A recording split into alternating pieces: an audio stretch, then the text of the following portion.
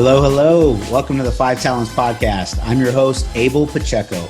I interview the top commercial real estate investors and industry experts so you can learn from their experiences. So if you're an investor, a high W-2 earner, or real estate or tech sales professional that wants to invest in real estate without having to manage properties or leave your day job, then this podcast is for you.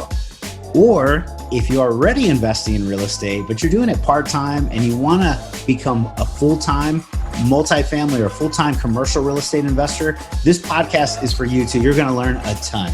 You will learn from real-life multifamily investors and other professionals in the industry. They're going to share their blueprints for success, and I'm super excited that you're here. So I hope you enjoy the show.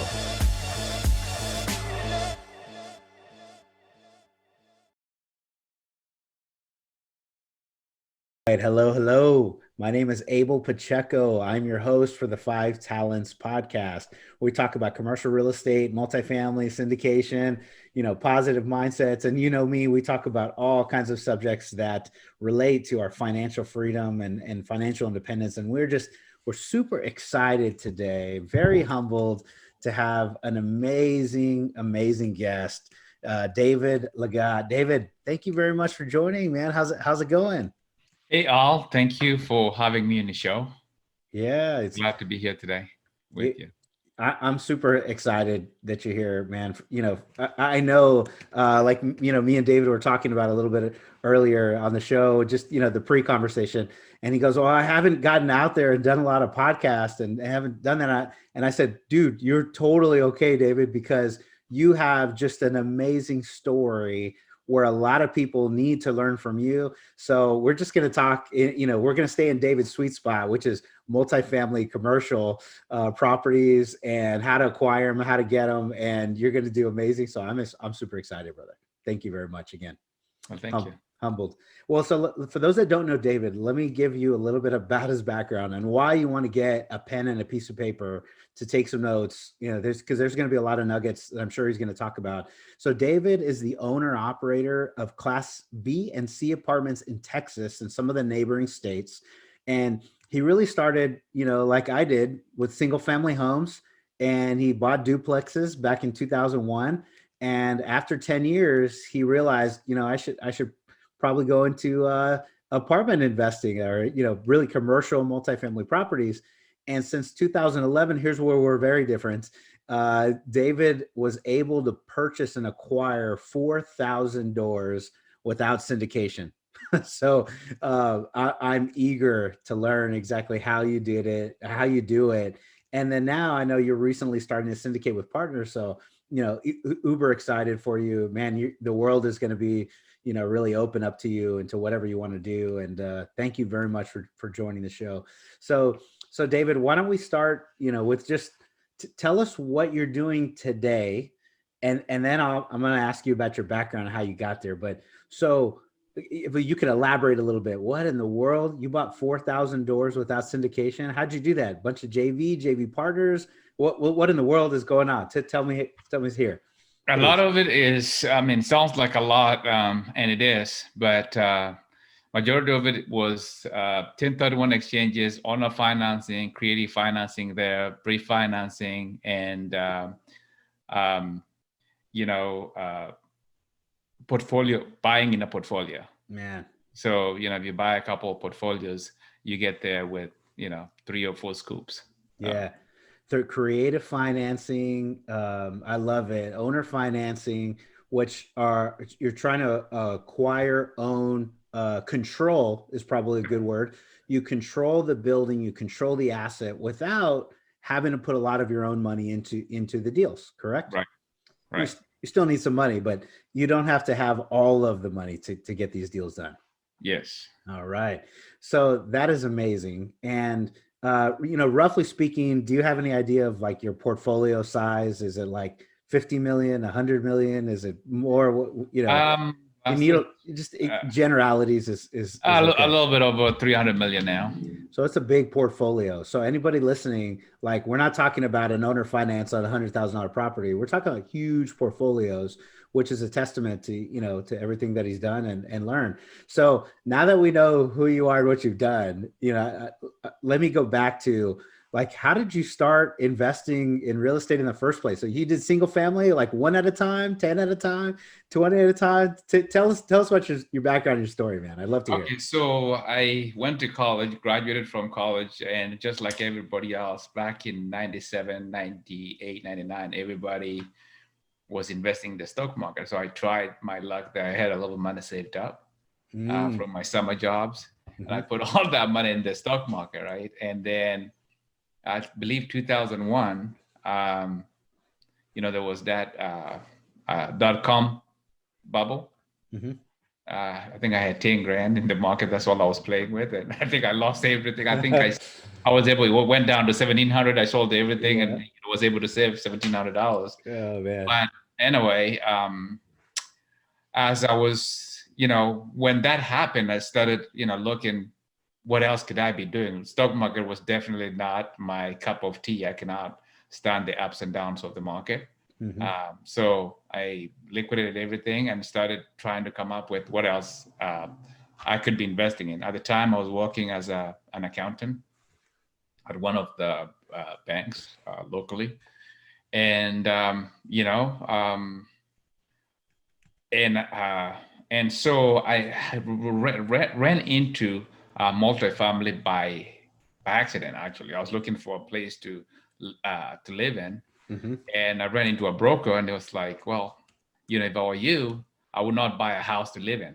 What I would do is I'll buy a fourplex and live in one unit, rent the other three, and I just studying about buying single family. Those back in the day, I don't know if you remember Apple. There was a guy named Carlton Sheets out of Chicago. I do. So it would come. There was those infomercials that come up in the late when at night. Yeah. So when I lost that money investing in stock, that little money I had, I would wake up in the middle of the night and I would just turn on TV and Carlton Sheet would come on, like buy properties, no money down, right? Yes. So I was like, yeah, I can do this, right? So I started, read that, look for properties everywhere to do no money down. I didn't buy a single one, no money down. But it got me started, got my feet wet. I started reading more about it. Yeah. And I was looking for that fourplex, and sure enough, my first acquisition was not a single family home that I lived in. It was a fourplex that I moved in and bought that, moved into one unit using an FHA loan, stayed in it for 12 months, moved out of it, and then bought a second one and start house hacking. That's what they call it nowadays. I didn't know that was in it has a name, it has a term. Go Google it if you haven't heard of it. But before, there was no house hacking. It was just like, oh, let me try this thing out. You did good. Try this out. So that's what I did. I house hacked, the first couple of deals. And, but while I did studying Carlton Sheets and Robert Allen and all about the people back then, I ran into 1031 exchange, find out of 1031 exchange, you can, but sell one property, buy two, and don't have to pay taxes, So that's what I did at the beginning as well. So I would, start buying houses, would sell them after a year or how many 1031s have you done? Man, I've done a lot. I don't know. I lost count. Probably like 10, 20, 30? I'll say between 10 and 20, because now as you get into bigger properties, then, you do so many. That's awesome. Yeah. Well, there's way more. Let me just go piece by piece and kind of summarize this for a few listeners. So for those listening, if you're a passive investor, I'm going to call out a couple of things. If you're an active investor, I'm going to call out a couple more, right? So based on, what we've already heard, we know David has one, you lost in the stock market, and thank God you did, in my opinion, because that is what catapulted him to the next spot. But you know what, even in the loss, like you took action and you did it, and you may have, skinned your knees a little bit and lost that $8,300 or $8,700, right? You did it. But I think it's that same action that most people miss. Like, some people would have said, hey, I tried investing a long time ago and I lost $8,000, and then they would have never invested again, which is what I think you need to just have that mindset of, like, again, keep taking action. And he followed some advice from an expert. So he had the counting, kind of mindset. So you had some, financial savvy to you, but the broker is like, hey, why don't you try doing this? And you took the advice, took action, made it happen. Most people will see those infomercials. We still see them now. Now they're on Facebook. Now they're on social. And some guys, ranting, and we all call him a guru. Oh, that guru doesn't know anything. Well, I agree. There's a bunch of, there are some people that probably don't know how to do it, and they're just coaching a class. But at the same time, there are some people that are selling really good education because they've done it, and you can buy their packages for a couple of grand and apply them. That's what, David, if I heard that right, you bought those courses, you learned, you educated yourself, and you're like, I didn't buy any houses with no money down, but you acquired $300 million worth of real estate over a course of time. Yeah, and what's funny about it is, though, is my first property, I bought it, back in the day, there was no Facebook, right? So it was the newspaper. So I would buy the Dallas Morning News, the Fort Worth Star Telegram, and I would get the real estate. I'll throw everything out, keep the real estate section. There's the real estate section. I'll call the brokers that are listing properties there, looking for that fourplex, and that's how I got my first fourplex, was from a newspaper ad. You circle old school, right? Circle and then I called all of them, all of ones that had met me there, and I never negotiated, didn't do all that stuff. I was like, I want to buy this property, closer to work, or closer to at least in the route of on my way to work. Bought one that way. Oh, that's awesome. So that was what I was looking for. Yeah, you had a day job. Yeah. You had a W-2. How many years did you continue working while you were acquiring properties? So I did it while I was working. So I would buy. So my goal, I set goals, and I said, okay, 2001, my goal was to buy 3 properties, and I did that. So I bought a fourplex and maybe townhome and a single family home. That was my first year acquisition. So, and then the second year I would up it up and say I would do six properties, and majority of them was duplexes and fourplexes, smaller properties. Mm-hmm. And so that's how I did. I did it, is just setting goals and coming up with, what am I going to achieve this year? And that's what I went after. Sometimes I fall short, sometimes I overachieved. That's awesome. Yeah. Over and over again. And, this is a hard one too, because for me, what I hear over and over and over again is like, how did you do that? And how did you, buy so many properties? How did you invest? And, a lot of times it's coming down to setting your goals and writing it down and focusing it, over and over again. Right.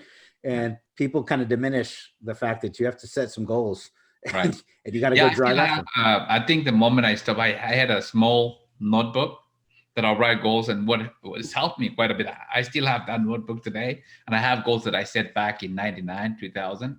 What I wrote down exactly what my goals were going to look like, what my investment, portfolio is going to look like in 10 years, so, and 2001, what it's going to look like. So I still have that notebook, and I go back and look at it. Was it pretty damn close? Yeah, way over, because my goals back then was like, I want to own 10 houses in 10 years, have them free and clear or whatever like that. But, I went way over those 10 houses. You crushed it. So my goal was just buy 1 house a year, actually 2 houses a year, go to 20 in 10 years, pay the, sell half of them off, pay the other half off. Now you have 10 houses free and clear. That was basically the nutshell of my, goal back when I started, not knowing a lot, which is good. I was like, this is what I'm. Oh man, that's awesome. Alongside working. So my plan wasn't to quit, working my corporate job. It was just, I was going to do this. And it was kind of a retirement plan is how I started. I was thinking about, okay, how am I going to, one of the things that are going to happen with my job, right? I'm going to either quit, get fired, get laid off. Those 3 things are going to happen. Quit, get fired, or get laid off. One of those is going to happen. Get laid off, or you get tired of, just the old corporate life, and you quit. So I knew one of those things was going to happen at some point. So that was my game plan. I love it. I love it, man. That's amazing. And when, you've had a ton of success for you personally, your kind of mindset here. Well, let me frame it some. You're an amazing operator, investor, that's probably in the very small 1 or 2% of, of investors that can go acquire that many and own and operate that much, for yourself, right? Mhm. When did you go from like an accountant? I bought in a few duplexes, and to that switch, the mindset of like, man, I have a big portfolio, and I'm in a different category, because at some point you went from like a regular guy to like a supercharged, multifamily investor, man. When was that, and how do you kind of think about So that I was today? just, the goal was, when my mind changed is when I started meeting wholesalers, right? And I was still working. I think it started like around 2006, 5 years into Okay. buying, one or two houses. And then I met like wholesalers, like, have you heard of home investors? So they I all, have. I so have. what happened is, they would, so I met a couple of them locally here, Okay. and I never marketed for houses myself. I would buy it from all my properties. I bought it from Brokers. somebody else, from wholesalers. So Mm-hmm. I I'm met sorry. one. I'm sorry. Yeah. For those that are listening to, the wholesalers are the guys that send direct mailers, direct marketing. They generate leads from direct to seller, and then David was talking to them. They would do all the marketing and find good deals, and then David will actually talk with the wholesalers. Sorry Yeah. to So interrupt. Go ahead. I met one couple, and that's all they did, the husband and wife.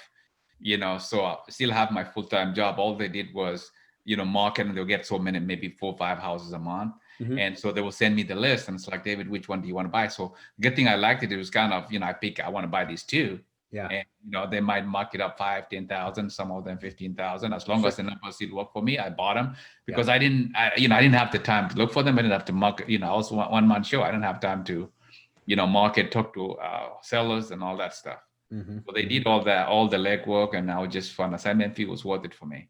So I was Yep. just a matter of picking and choosing, and then the wholesalers kept increasing. Now home investors had so many. So after doing it for 5 years, all I needed to do is find money. Right now that I have Yeah. sources of properties, I had to find funding, and now that's when I started creating relationships with the local banks.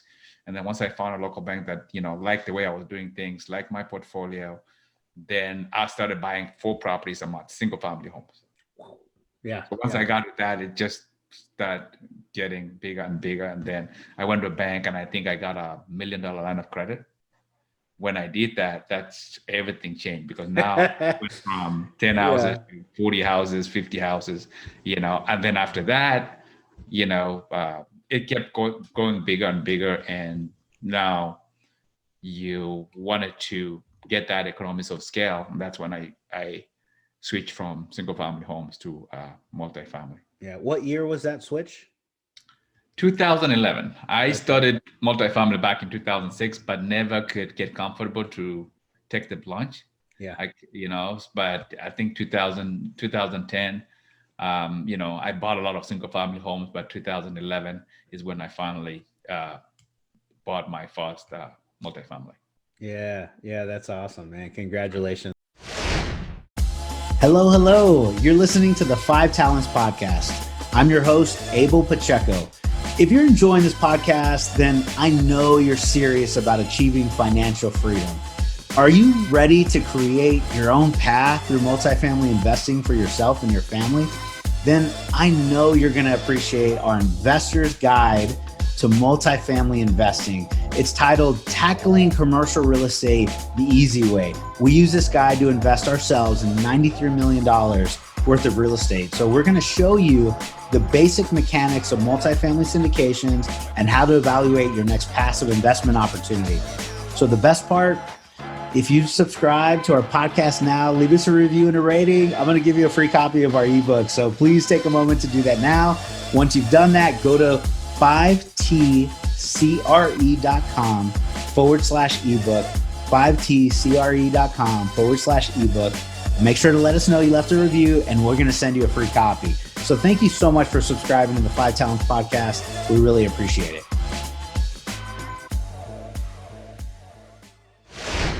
And so it was in that scale that it was a kind of a mental switch too, as it sounds like. 4 properties, 5 properties, 10 properties, $1 million line of credit, and you're like, okay, things are It was speeding up like, right there. you have 4 closings, and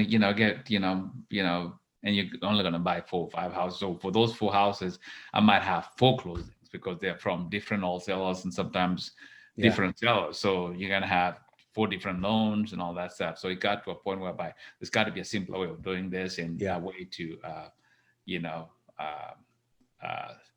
kind of make it a lot easier than I was doing it. Yeah. And so you would take as many properties as possible and do like a commercial-ish loan and do so a 1031. Actually, that kind of changed things when I was doing one at a time. And then finally I was able to do, you know, get that line of credit, and I'm able to buy 4 or 5 properties. And then you know, eventually when I went to commercial, you know, I took collateral on some of the single family homes that I had free and clear. And I was able to leverage those to get down payment to buy the multifamily. All right. Yeah. So the equities, you know, the renters are in it, or all the properties, or equity is rising. Yes. Your debt is dropping. There's the equity. You're taking that, and that's your collateral. I have equity in however many properties, and that's what you're kind of leveraging for the future. And then how did the 1031s play in? What were those 10, 20, 1031s that you were talking about? So a lot of them are the duplexes. So I would sell us one single family homes, and remember I would buy 4 houses. So in 1 month I would buy 4. So I might have sold 1 house, and these houses are like around 100 grand range, right? Back then, 2003. So I would sell 1 house and maybe make a profit of 40 grand. So that would be 10,000 down for so many houses.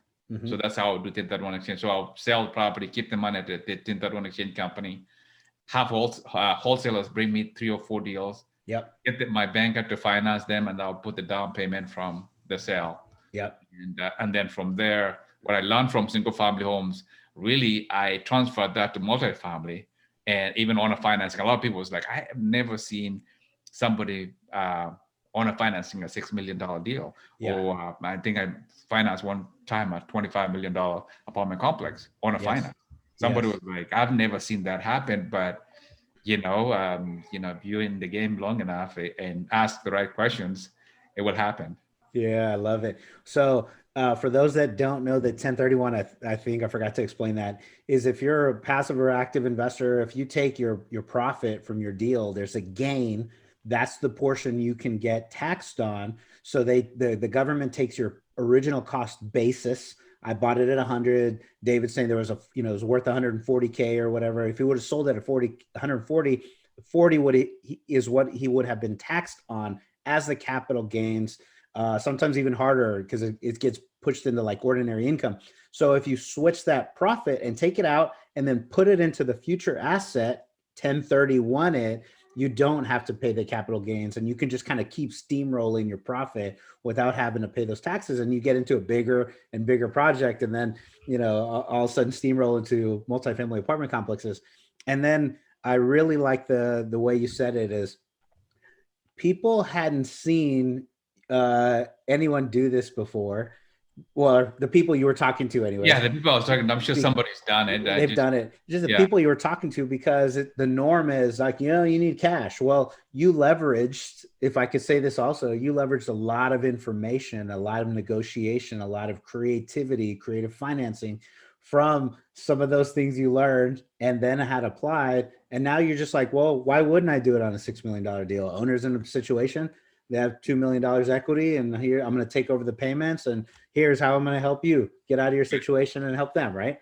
Yeah, it was just, but I mean, they were only able to do it because it's a win-win.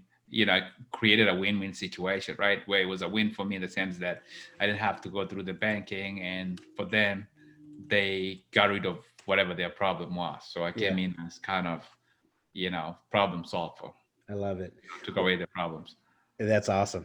I'm going to back up 1 second because you did say something that I need to drill down further. You said, while the people you were talking to, they had never seen that. And you said, well, for somebody who knows how to ask the right questions or the right questions to ask, you can find these deals. So man, give us your nuggets here. What are the right questions to ask, and how do I approach this?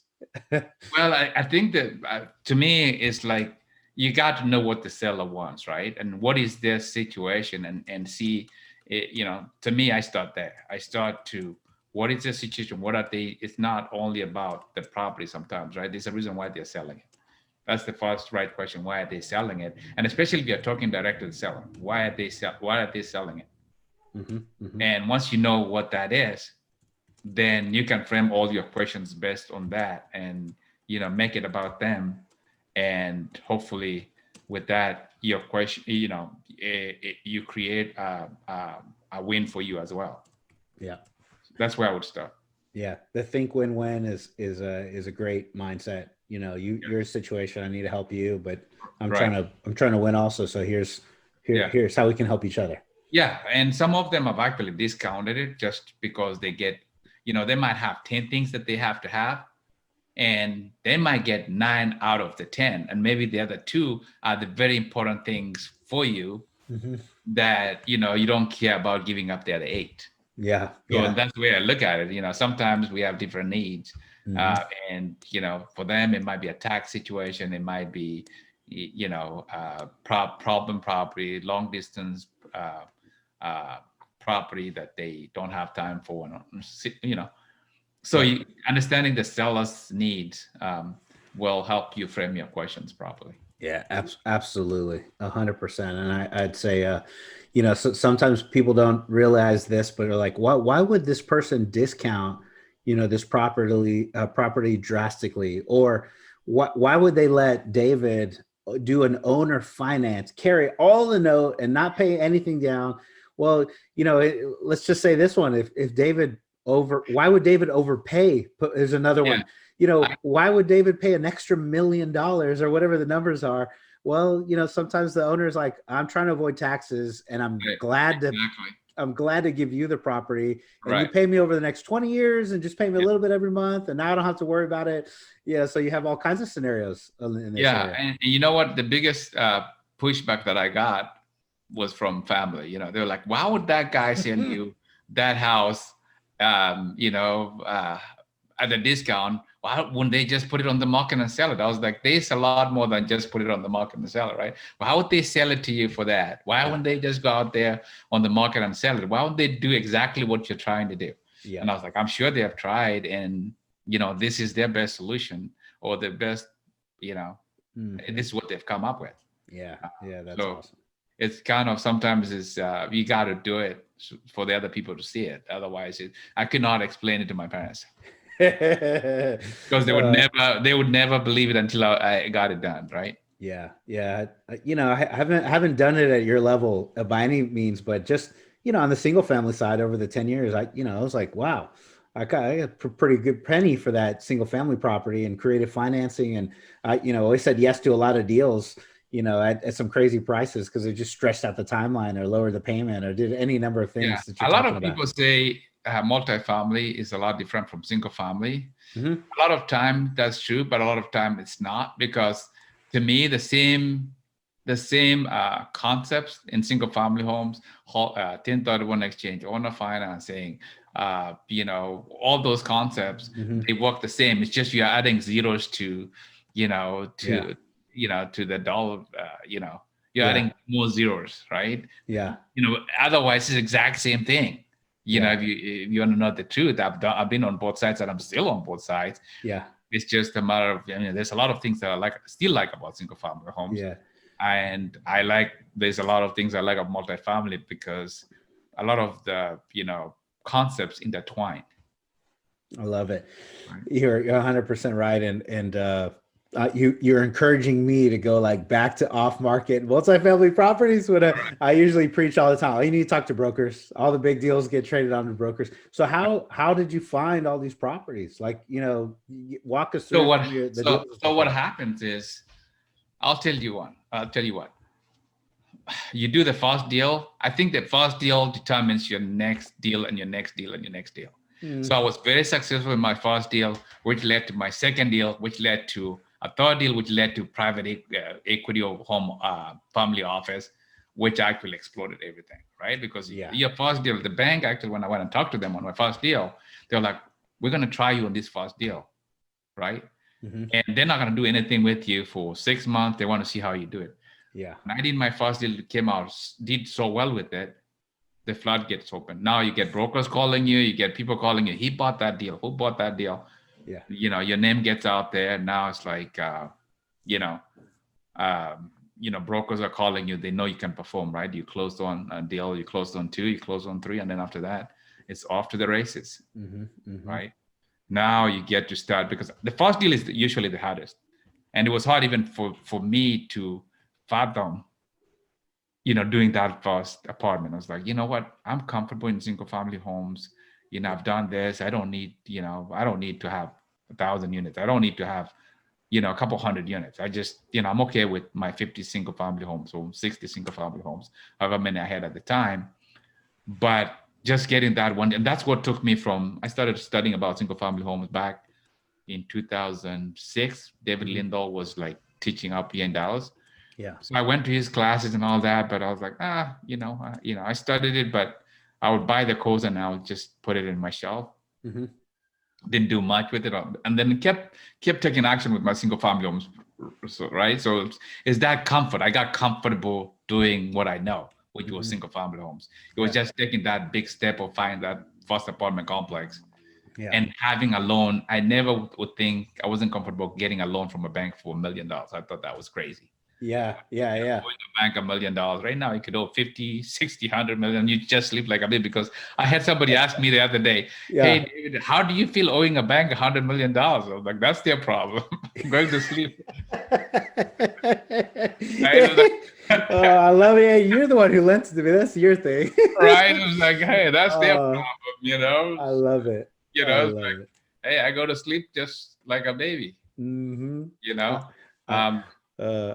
not in at your level, but I do the same, man. As soon as I hit my pillow, like I go to sleep hard, and I feel good about a lot of the decisions we're making on the investing side. Like I go to sleep immediately, like 5 minutes into it. And the good thing about multifamily, though, that I didn't see in single family is like you're getting now non-recourse loan. Once I got it, that I was like, wow, I didn't even know about this. The world opened up. I mean, when was that? When was your first non-recourse deal? I think I did one. I did the first couple of multifamily. They were deep value added. Yeah. So a lot of them I did. You need a bridge loan or something. Yeah. No, I did recourse. Full recourse bank loan. Sorry. Bank loan. Go ahead. I think about 2014, 2015, I did my first Fannie Mae. Okay, gotcha. And that point, how it, I don't know. I intended to pay it back, but there's that feel of, I don't know. You don't feel like, it feels so good to know that if something were to happen on this, not that I was going to turn it back, but once I got that, I was like, oh, it's not recourse. And then when you do your what do you call it? When you're doing the loans, a lot of my local banks didn't count any non-recourse loans as, it didn't count against you, right? So it's only recourse loans is what they look at and try to access your ability to pay back. I didn't even think about that, because all the multifamily deals that we've done so far have been non-recourse. But there's like that chicken and an egg, like you're almost talking about, is somebody's trying to get in on agency debt, Fannie, Freddie. You're trying to get this like fixed rate, low interest, non-recourse loan, which is, everybody likes that. But how do you get in there if you haven't had that experience? The agency's like, nah, you need to have experience. So you either have to partner with somebody on your team, or you can go to the bank and kind of do your first deal and get your experience there. So you had plenty of experience with the local banks. They love you. They lend to you. They do it over and over and over again. It's full recourse, but you were crushing it anyway. So it's like, what's the difference? Yeah, and then at that point, the whole period wasn't too long, so it didn't really make sense. Looking back, it didn't make sense for me to get Fannie loan, because my whole period was no more than 3.5 years. Really. Yeah.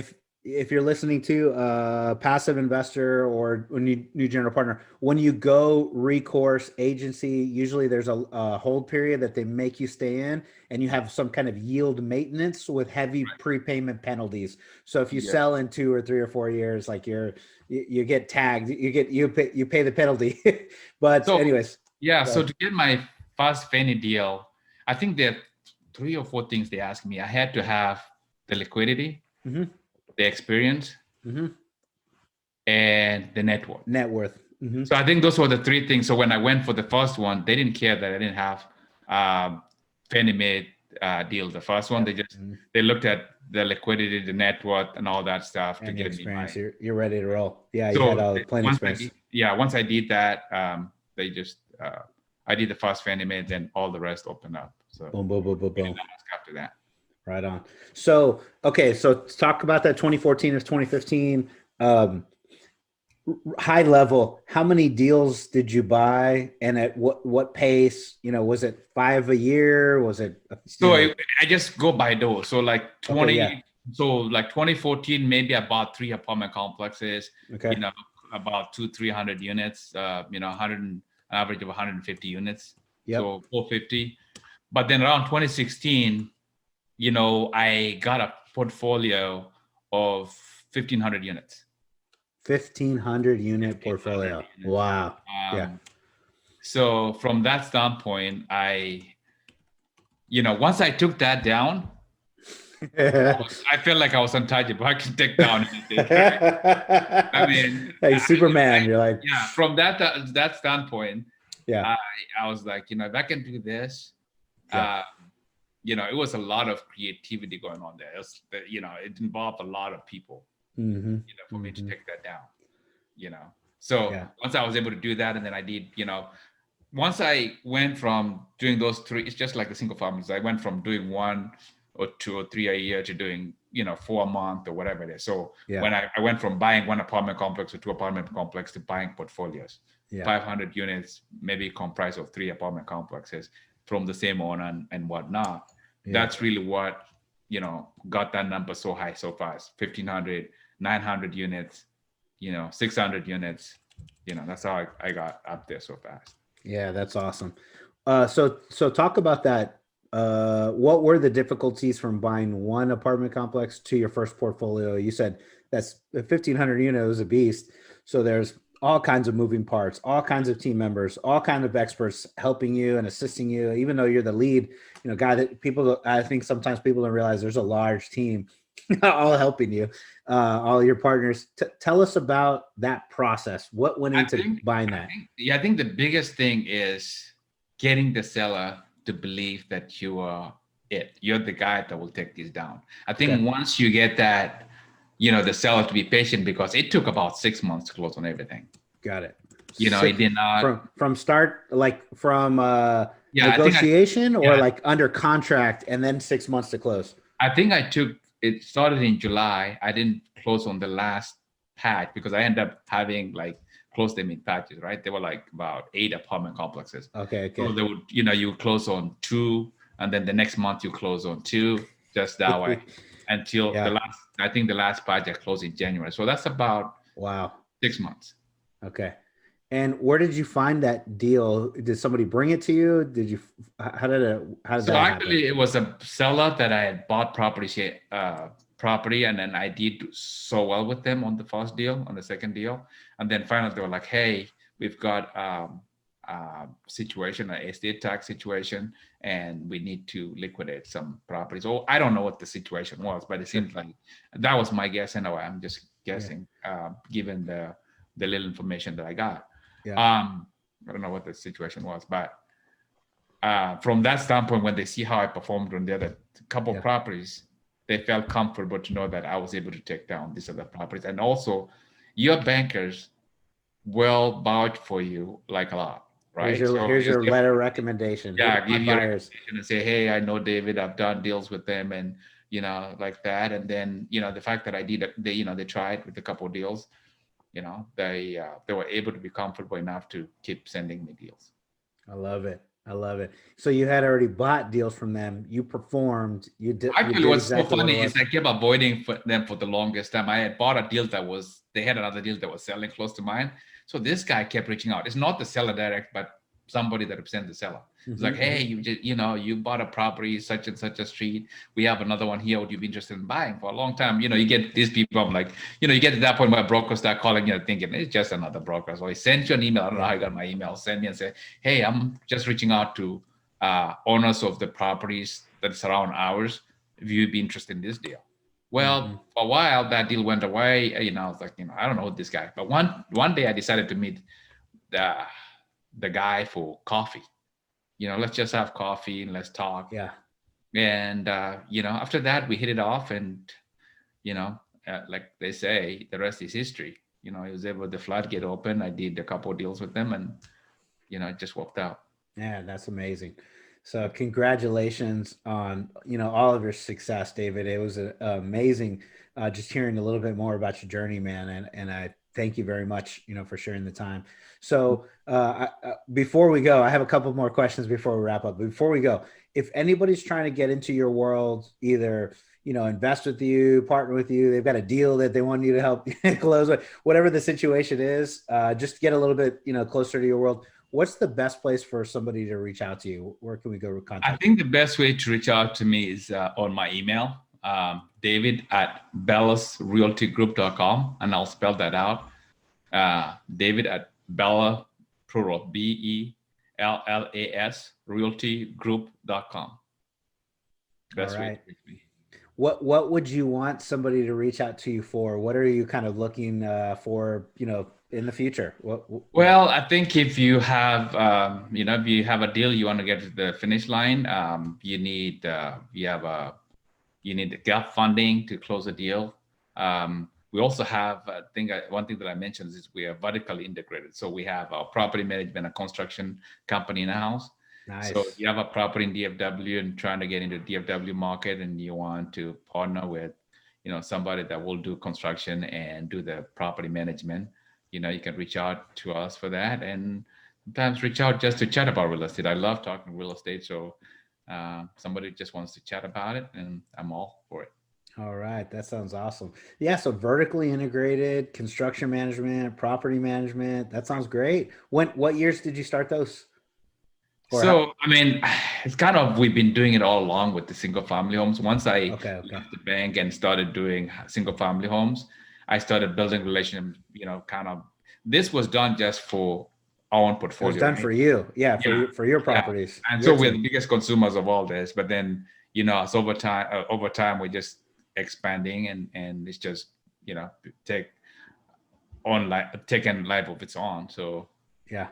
So that's, and now you're offering, you kind of, after feeding your own, internal portfolio or family, now you're like, offering services. Right? It doesn't fit all the time, but if it's going to work, then definitely. Oh, that's great. Oh, that's awesome, man. Well, congratulations on that. And a couple more questions for you before we go. So what, piece of advice, tactical or mindset, whatever you want to give, what would you tell somebody that's, just trying to break into the world, a little scared, a little worried? What, maybe talk to yourself when you were getting started. What advice would you give somebody new? I think one or two things. One thing that I look back is I read a lot. I've read a lot about real estate. You educate yourself. I read all the books that you can name on real estate. You go to my library, it's like tons of real estate books. I read, got into courses, that I could get. So I educated myself a lot. And then number two, persistence, right? It's not going to work the first time, the first month you get into it, you're not going to buy 3,000 units or 100 units or 20 units, right?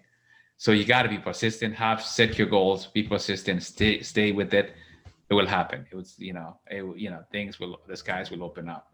I think persistence and, staying at it, take the risk, take action, I think that's, if you do those things, you'd be talking a different, you'd be talking differently 5 years down the road. I told myself, right? I think, what's his name? The guy out of Tennessee that talks about, live like no one else for 5 years so that you live the rest of yourself like nobody else. I don't know. Dave Ramsey. Dave Ramsey, yeah, right? So I told myself that. I was like, you know what? I'm going to, work hard, stay up late for 5 years, and let me see what happens. Yeah. 5 years, I'm going to, scringe, drive an old car for a while. For 5 years, I'm not going to buy a new car. I'm going to do this. I'm going to invest. I'm going to, go in there in the drains for 5 years. If you do that 5 years, it's going to change your life. Man, I am so inspired, David. I want to run through a brick wall right now, bro. Yeah, 5 years, just 5 years of your life will change everything. Right? Yes. Go for it.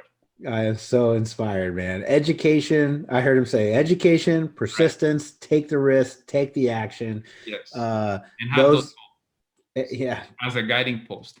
as your guidepost. I love it, man. And really, I hear so many people. We've done 70 something shows, where I've recorded, and everyone says, a lot of these same things, but it's so hard for somebody like outside, looking in to say, I just can't be that easy. And I'm like, yeah, it's just like you're spending some time educating yourself, and now you got to take action. Yes, it's a risk. Let's keep going. Yeah. It'll change But I your just life in think 5 years. look at the big picture and then see what you can do this year.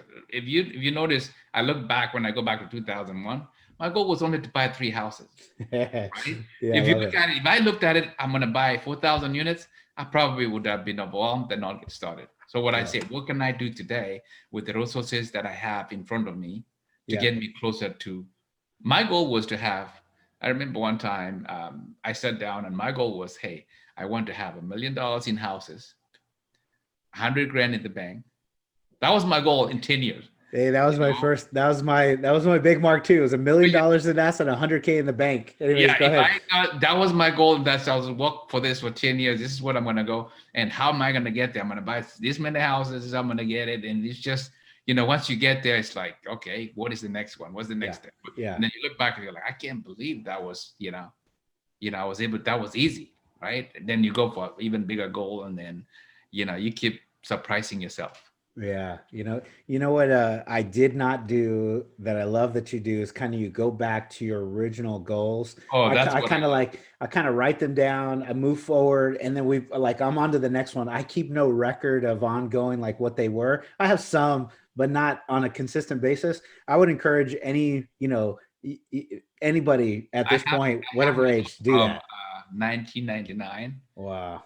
I look at it in a small notebook. That's kind of something that I don't lose it. And I write it down just in a small book. It's just a little tiny book.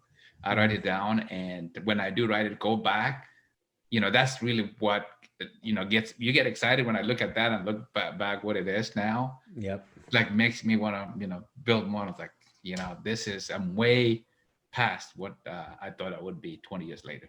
Yeah, that's awesome. Yeah, that's so awesome. I can't remember which book it was, but I heard somebody say that about, prayers and, writing them down and see what gets answered. And then you're like, oh my gosh, you kind of see it and you're like, all of these have been answered. So that's just amazing. It's encouraging. I'm inspired, brother. Well, I'm glad.